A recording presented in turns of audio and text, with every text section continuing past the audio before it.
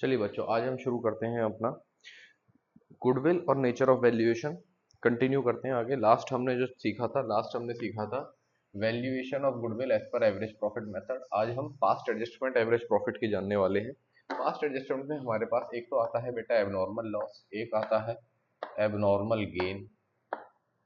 ठीक है, तो अगर आपके बिजनेस में एबनॉर्मल गेन हो रहा है तो एबनॉर्मल गेन बार बार तो बिजनेस में होगा नहीं, तो हमें उस पर्टिकुलर ईयर के प्रॉफिट से इसे सब्ट्रैक्ट कर देना है। एबनॉर्मल लॉस भी ऐसे बार बार हर अकाउंटिंग ईयर में तो होगा नहीं, तो हर एबनॉर्मल लॉस को हम उस करंट ईयर के प्रॉफिट में ऐड कर देते हैं। अब अगर हम अपना क्वेश्चन देखते हैं तो क्वेश्चन है हमारे पास, कहता है Aseen and Shreyas were partner sharing profit and losses in the ratio 2:1. They admitted Shyam as the new partner for 1/5 share in profit. For this purpose, goodwill of the firm was valued on 3-year purchase of last 5 years average profit. Profit of 5 years were ended as such.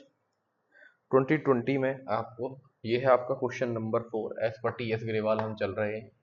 ठीक है, तो T S Grewal का question number 4 का solution है ये 2020 यानी 2020 का profit था 1,25,000। ठीक है, 2021 का प्रॉफिट था बेटा 1,00,000। 2022 का प्रॉफिट था आपका 1,87,500 और 2023 का प्रॉफिट था, लॉस था 62,500 का 2023 में, और 2024 के अंदर हमें वापस से प्रॉफिट हो रहा है 1,25,000 का। अब क्वेश्चन हमें क्या कह रहा है? क्वेश्चन हमें एक नीचे और देता है कि profit of 2021 was calculated after charging 25,000 for abnormal loss being good lost by fire। तो 2020-21 में, ठीक है, जो हमें प्रॉफिट हुआ है यानी कि ये वाला प्रॉफिट 2021 का प्रॉफिट, इसके अंदर हमारे गुड्स जो थे 25,000 रुपए के, वो लॉस हो गया था। ठीक है, वो हमने इसके अंदर डिडक्ट किया है, तो अब हम उसे वापस ऐड करेंगे। 125 प्लस 1,50,000। अगर हम 125 को ऐड करते हैं 2,50,000, 3,50,000, 3,50,000 प्लस हमारे पास है 187,500, 0,057, 8 प्लस 5 13 का 3 कैरी ओवर 1 325। इसमें से 62,500 माइनस करना है।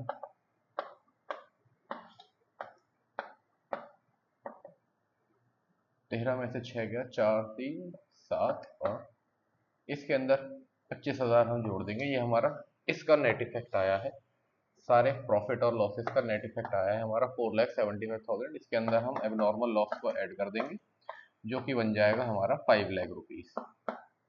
ठीक है, टोटल प्रॉफिट आ गया हमारा 5 लाख। और प्रॉफिट कितने ईयर के हैं? 1 2 3 4 5, 5 ईयर्स के प्रॉफिट है।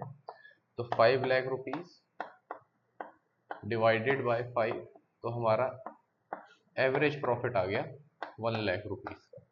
अब जब हमारा एवरेज प्रॉफिट 1 लाख का आ गया तो हमें ईयर ऑफ परचेज निकालनी है। ईयर ऑफ परचेज बोल रहा है 3 ईयर्स की है, तो 3 ईयर्स की यानी 3 मल्टीप्लाई बाय 1 लाख, जो कि अमाउंट हो गई आपकी 3 लाख रुपीज की। तो गुडविल हमारी फर्म की वैल्यू हुई 3 लाख रुपीज। ये था हमारा क्वेश्चन नंबर 4।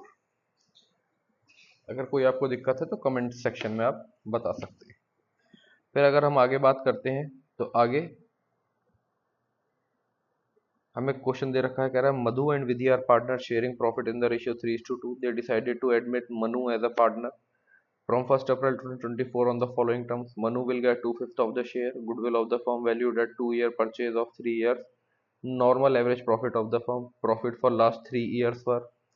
क्वेश्चन नंबर 5 की तरफ देखते हैं हम।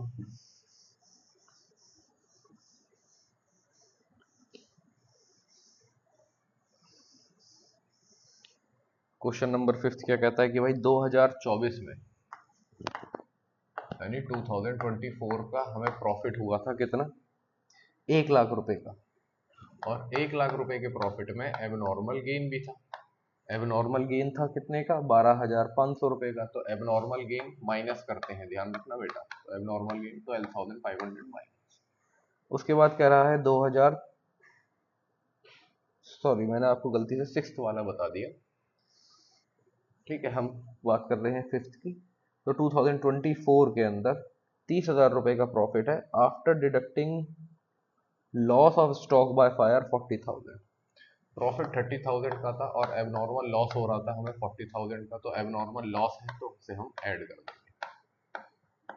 उसके बाद 2023 की बात हम करें तो 2023 में क्या कह रहा है, 2023 में कह रहा है बेटा 180,000 का लॉस है, includes voluntary retirement compensation paid 1,10,000, ये भी एबनॉर्मल लॉस है, तो 80,000 का लॉस हो रहा है। इसके अंदर भी एक एबनॉर्मल लॉस है 1,10,000 का, इसे हम ऐड कर देंगे क्योंकि ऐसा खर्चा बार बार नहीं आता। वॉलंटरी रिटायरमेंट यानी एम्प्लॉय को जब हम रिटायर होने के बाद पैसा पे करते हैं। उसके बाद कह रहा है 2022 में प्रॉफिट हुआ है 1,10,000 का, जिसके अंदर 30,000 का गेन भी है। ठीक है, 2022 में 1,10,000 का प्रॉफिट हो रहा है, जिसके अंदर हमने कोई पार्ट ऑफ लैंड सेल करी है या पार्ट ऑफ एसेट है, हाँ जी पार्ट ऑफ फिक्स्ड एसेट है, जो कि सेल करने पर 30,000 का प्रॉफिट हो रहा था, तो इसको हम माइनस कर देंगे। तो हम नेट इफेक्ट देखते हैं यहाँ 30 + 40 70,000 प्लस 30,000 माइनस 80 + 10 का, और यहाँ पे अगर हम देखते हैं तो यहाँ पे 80 70 + 80 150 + 30 1,80,000 का हमारा टोटल प्रॉफिट आया। ठीक है, ये है हमारा क्या बेटा, टोटल प्रॉफिट।